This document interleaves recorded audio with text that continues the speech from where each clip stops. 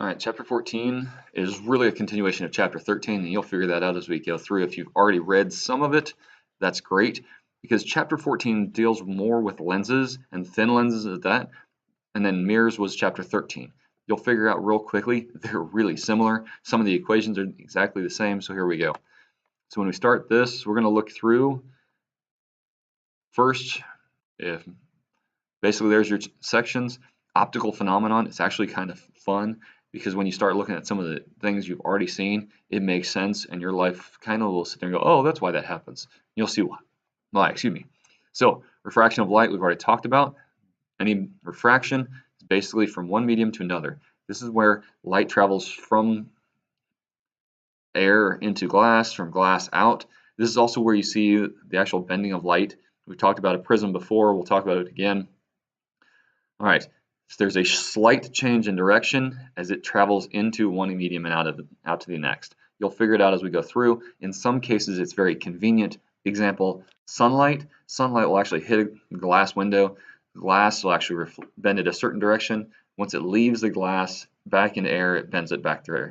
So like for most of the time when you look out a window, it doesn't seem to be bending it. However, I've got some toys that I'll show you in class. Playing with just a simple glass of water and how it bends light is very interesting. We'll talk about that in a minute. So, refraction, basically you already understand the speed of light should be 3.00 times 10 to the 8th meters per second. You should understand that. You should have it in your brain. Hopefully, if not, I'd get it there quickly because I won't tell you in the test. So, index of refraction, basically how much does it bend? You need to know the speed of the light in a vacuum, the speed of light in whatever medium you're talking about. The medium could be glass, could be water, could be oil. Anything light is traveling through, anything that wave is traveling through, in that case, that you can measure your index of refraction. You just need to know the speed of light with that in a vacuum, your 3.00 times 10 to the 8th, and then the speed of light in that medium. It's a very simple calculation, should be easy to tell. These, you will have these on the test, so you don't have to memorize them. Examples, hey, look at that. Glass, gases at 1, that's what we're going to use as our standard, is air. Everything else we can measure from there. So no, you don't need to write this down. You'll have it to reference in your book, in your class. You should be good to go. So when light passes from a medium with a smaller index of refraction to a larger, the ray bends towards the normal. So basically, if you go from air, which is 1.00, to anything, it bends towards the normal. Okay, just get that into your brain. Bending towards the normal, you'll have a diagram here in a second. And then when it leaves, goes from glass or water out to air. Glass or water, depending on the indice, it will be a 1.3, 1.8, and then goes to air, 1.0. So here's your picture. I would draw this in your notes. Take a second, pause the video, draw it in your notes. Coming from air, you have your theta, comes in, and this would be your normal reflection. There's your 45 in, 45 out. However, it travels through and gets closer to the normal. Some say a perpendicular line to the surface of, I don't like to use that phrase because some people get kind of bent out of shape. Now, again, it goes towards the normal when it goes into a thicker medium.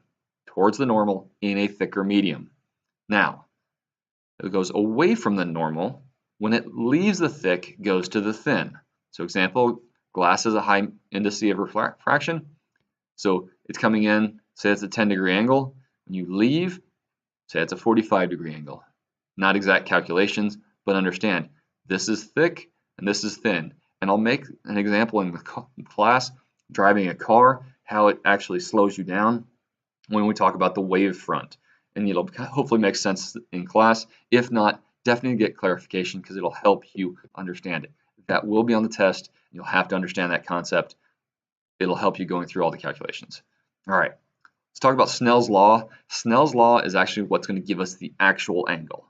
So fancy n1 sine of theta 1 equals n2 sine of theta 2. Indice, refraction, there's your long definition. It's a very simple equation, but you have to understand what's going to happen to the wave and where is your angle of refraction and where is your angle of incident compared to your normal. That's the biggest part. If you can picture that and draw that idea, then it should be fairly easy. If you can't draw the idea, we're going to need to talk some. Example, This is why understanding this becomes important. Example, fishing in water. If you've ever done bow fishing or arrow fishing with a string and trying to catch fish underwater, this is what's going to be important. Depending on the depth of the water, you can actually aim below the fish because you understand the light is actually telling you the fish is higher than it is. Same idea. This is actually from the fish's perspective, you look higher than you actually are. So it's honestly important for catching fish. I don't know if you've ever done it, but I have. It's kind of interesting. So imagine that we're going to run through this real quick. Here's the fun part. Converging and diverging are a little different. Converging is thicker in the middle. Diverging is thinner in the middle. If you think of a good way to help me remember that and have students remember it, let me know, because, well, frankly, the only thing I can think of is concave. Anyway, I won't bother you that. So, still dealing with focal point. Lenses are different from mirrors. They do have the focal point on both sides. Hey, look at that. Focal length is f again. Kind of convenient.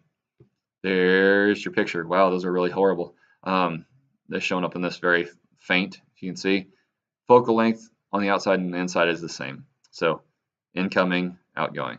And you'll see that here in a second. We'll draw these in class, so again, bring your pencils. So there's your converging, can be real or virtual. Whoa, let's not do that. Interesting. Converging, can be virtual, can be real. Catch back up. There we go. Converging lens. Now here's the bad news. It can be real inverted outside the focal point, virtual and upright when it's inside the focal point. There's a page in your book. I'll double check. I'll get you that page number. Actually, let's do that now.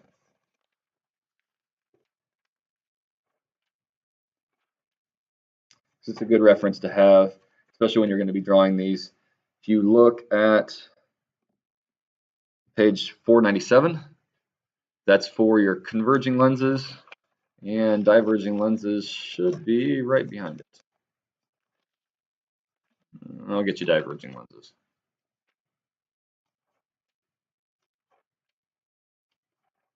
Anyway, I'll give you the diverging lenses page later.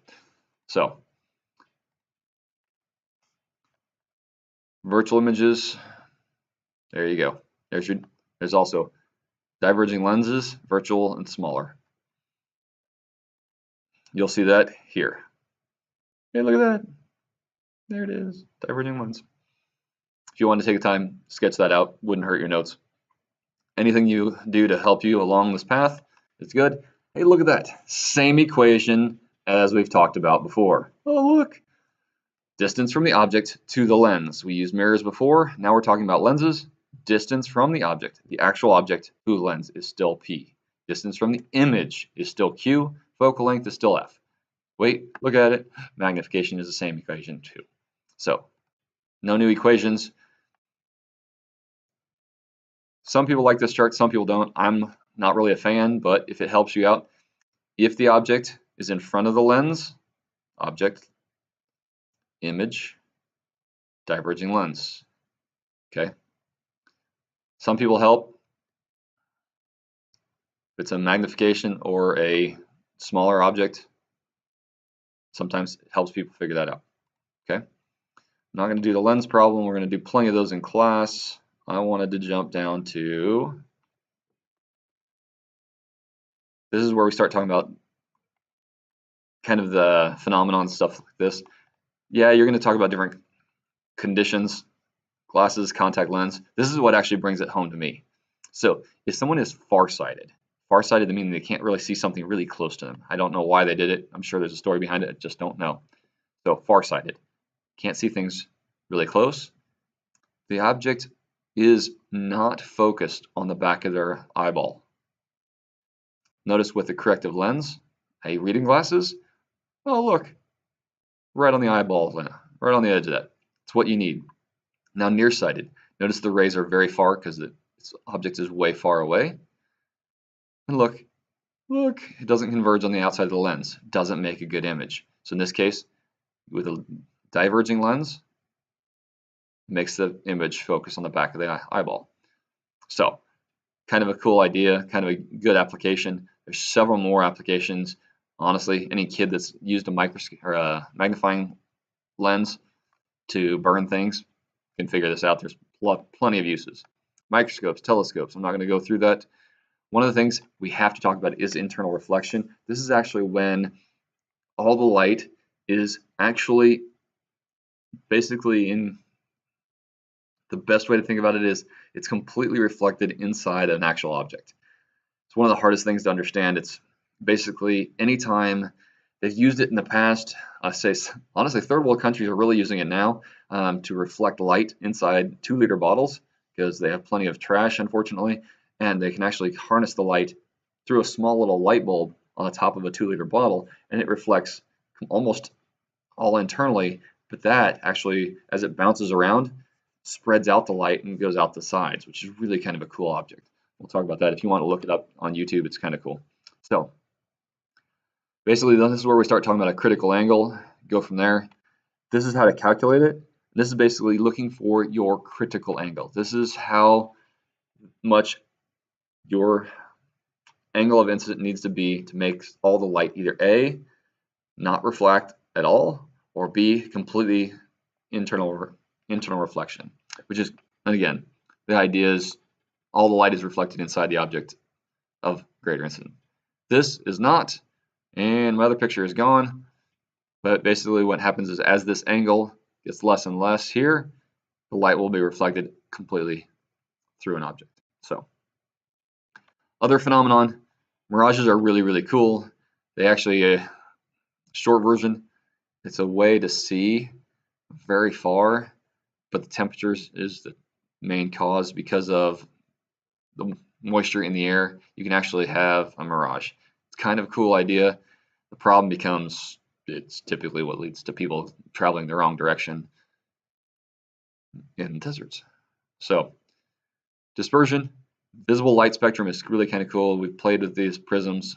Hopefully you've seen the lab already. Rainbows, in this case, a single drop of rain will give you different light, and this is how it does it.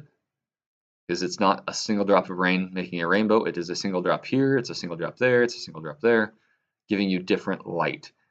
Example, at this angle, you can see a 42-degree angle for the sun reflecting the red light. Now, the problem is, down below at the bottom of the rainbow, you're no longer seeing the red, you're seeing the 40-degree angle, which is your indigo and violet. So, be a curious question to see if how many people actually have seen the indigo and violet. It's rare, but it can be done. Most of the time it's the red. Sometimes they can see the blue, very rarely the indigo. So last one is basically aberrations is when lights travel through mediums and then the angle of indices gives you different colors. Very often, typically it's not very rare, it's very rarely seen. Trying to find a good example. Honestly, the only time I've ever seen it, me personally, is looking through a telescope trying to find different colors of light from stars. This is actually rare, but sometimes it does happen. Typically, honestly, the only example I can think of is finding binoculars and sometimes telescopes looking at different stars. So this wraps up chapter 14. We're going to do a lot with drawing of lens diagrams again. And spending a little time on the calculations to understand the phenomenon. Always make certain you're converting and make certain you bring your pencils and your colored pencils, and we'll get another set of ray diagrams done for this chapter.